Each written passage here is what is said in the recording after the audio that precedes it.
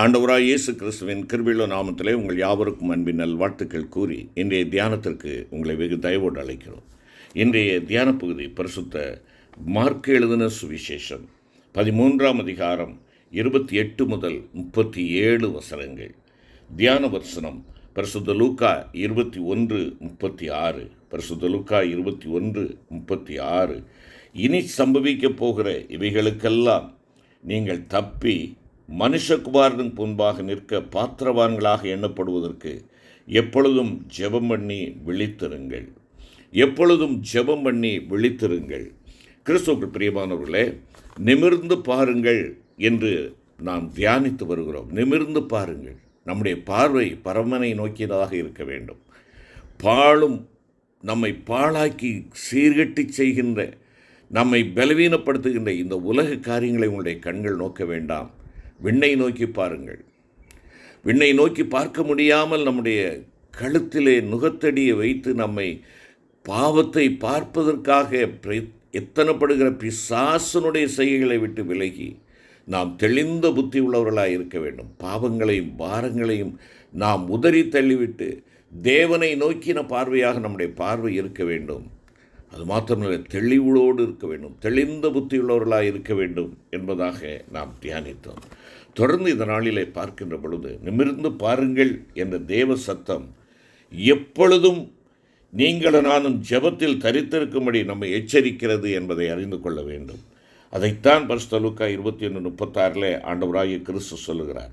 இனி சம்பவிக்கப் போகிற இவைகளுக்கெல்லாம் நீங்கள் தப்பி மனுஷகுமாரனுக்கு முன்பாக நிற்க பாத்திரவான்களாக எண்ணப்படுவதற்கு எப்பொழுதும் ஜெபம் பண்ணி விழித்திருங்கள் என்றும், அந்த நாளையும் அந்த நாளிகையையும் பிதா ஒருவர் தவிர மற்றொருவனும் அறியான், பரலோகத்தில் உள்ள தூதர்களும் அறியார்கள், குமாரனும் அறியார்.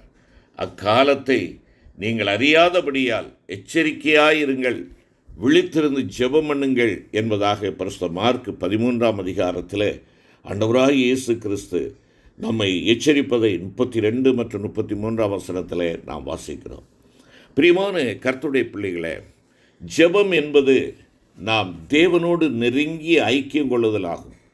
இன்று ஜெபம் என்பதற்கு நாம் வித்தியாசமான கண்ணோட்டங்களிலே நாம் நமக்கென்று வழிவகைகளை எடுத்துக்கொள்கிறோம்.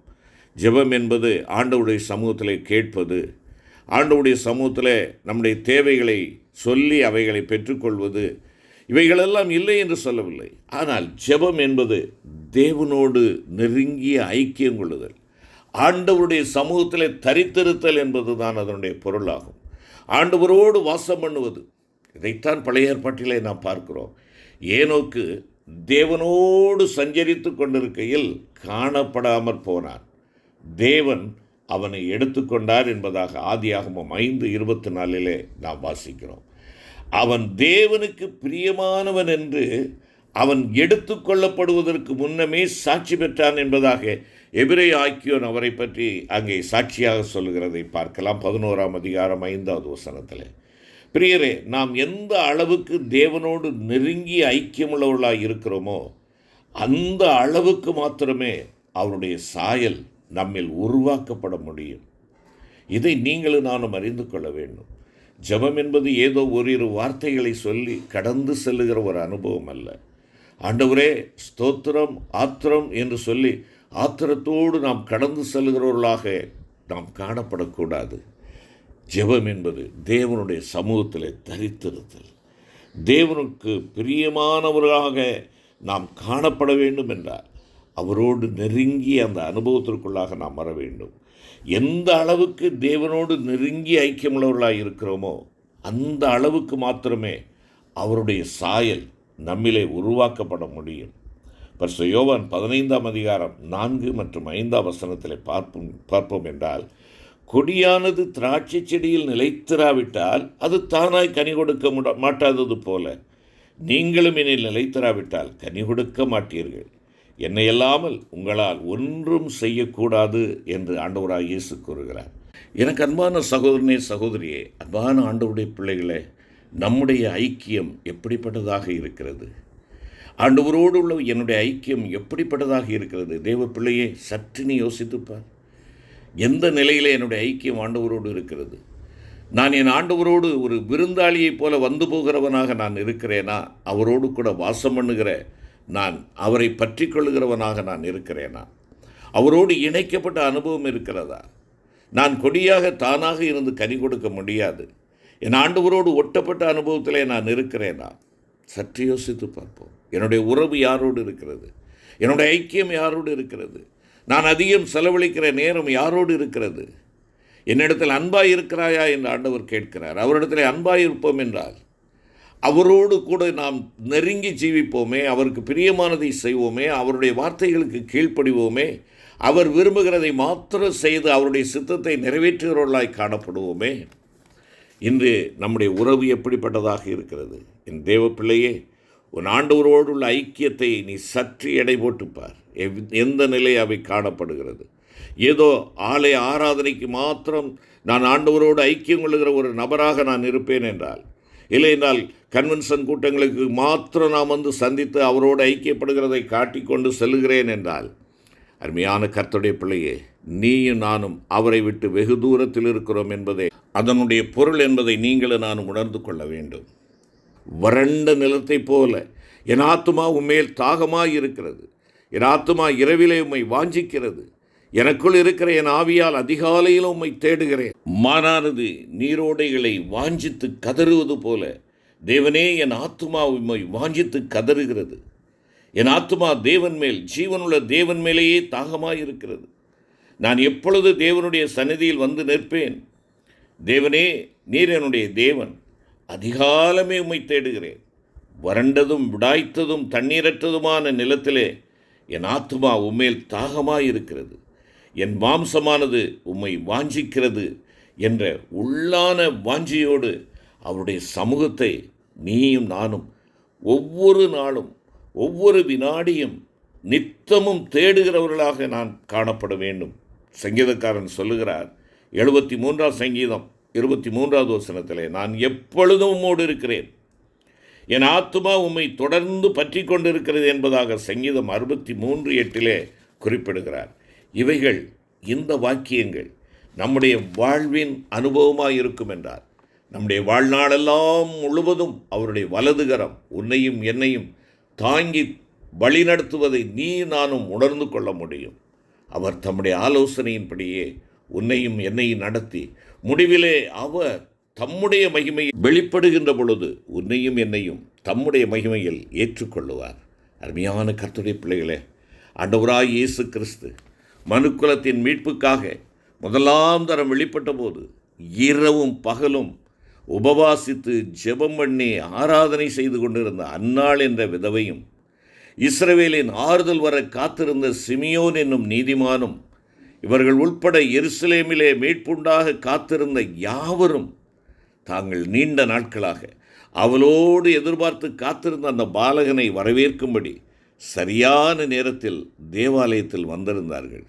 அவர்கள் தற்செயலாக அல்ல, பரிசுத்த ஆவியானவரின் ஏவுதலினாலேயே அந்த வேளையில் அங்கு வந்திருந்தார்கள். அந்நாள் அவர்களுக்கு களிகூர்தலின் நாளாக இருந்தது என்பதை பரிசுத்த லூக்கா 2ஆம் அதிகாரம் 25 முதல் 38 முடிய உள்ள வசனங்களிலே நாம் வாசிக்கிறோம். அருமையான தேவ ஜனமே, நெடுங்காலமாய் காத்திருந்த அவர்களுக்கு அது ஜீவ விருட்சம் போல இருந்தது. ஆனால் அதே எருசலேம் நகரத்தில் அவருடைய பிறப்பை குறித்து கேள்விப்பட்ட ஏரோது ராஜா கலக்கமடைந்தான் என்றும், அவனோடு கூட எருசலேம் நகரத்தார் அனைவரும் கலங்கினார்கள் என்றும் பரிசுத்த மத்தேயு எழுதின சுவிசேஷம் 2ஆம் அதிகாரம் 2 மற்றும் 3ஆம் வசனங்களிலே வாசிக்கிறோம். அருமையான தேவ பிள்ளையே, கிறிஸ்துவின் முதலாம் வருகையின் போது இந்த 2 கூட்டத்தாரில் வெளிப்பட்ட வெவ்வேறான காரியங்களை பாருங்கள். தேவ பிள்ளையே, இரவும் பகலும் தேவனை நோக்கி கூப்பிடுகிற அவரால் தெரிந்து கொள்ளப்பட்டவர்களின் கூட்டத்தில் நீயும் நானும் காணப்படுவோம் என்றால், ஆண்டவராகிய இயேசு கிறிஸ்து 2ஆம் தரம் வெளிப்படும் நாள், அவருடைய வருகையின் நாள் உனக்கு நிச்சயமாகவே ஆனந்த பாக்கியமான நாளாயிருக்கும். அவர் தமக்காக பாவமில்லாமல் காத்து கொண்டிருக்கிறவர்களுக்கு ரட்சிப்பை அருளும்படி 2ஆம் தரம் தரிசனமாகும் நாள் மிகவும் நெருங்கி இருக்கிறது என்பதாக எபிரேயர் 9ஆம் அதிகாரம் 28வது வசனத்திலே குறிப்பிடுகிறார். நான் போய் உங்களுக்காக ஸ்தலத்தை ஆயத்தம் பண்ணின பின்பு நான் இருக்கிற இடத்துல நீங்களும் இருக்கும்படி நான் மறுபடியும் வந்து உங்களை என்னிடத்தில் சேர்த்துக்கொள்வேன் என்பதாக நமது ஆண்டவர் பரிசுத்த யோவான் 14ஆம் அதிகாரத்திலே குறிப்பிடுகிறார். வாக்கு பண்ணினவர் உண்மையுள்ளவராயிருக்கிறாரே என்பதாக எபிரேயர் 10ஆம் அதிகாரம் 23வது வசனத்திலே குறிப்பிடுகிறார். ஆம் தேவ பிள்ளையே, உனக்கு ஒரு ஸ்தலத்தை உண்டாக்குவேன் என்று வாக்கு பண்ணின ஆண்டவர் உண்மையுள்ளவராயிருக்கிறார். நீ அதை சுதந்திரித்துக் கொள்வதற்கு நீயும் நானும் நாம் எடுத்துக்கொண்ட பொருத்தனைகளிலே உடன்படிக்கைகளிலே உண்மையுள்ளவர்களாய் இருக்கிறோமா? அவரை உண்மையாய் உத்தமமாய் கீழ்ப்படிந்து அவருக்கு பணிவிடை செய்கிற பிள்ளைகளாய் நாம் காணப்படுகிறோமா?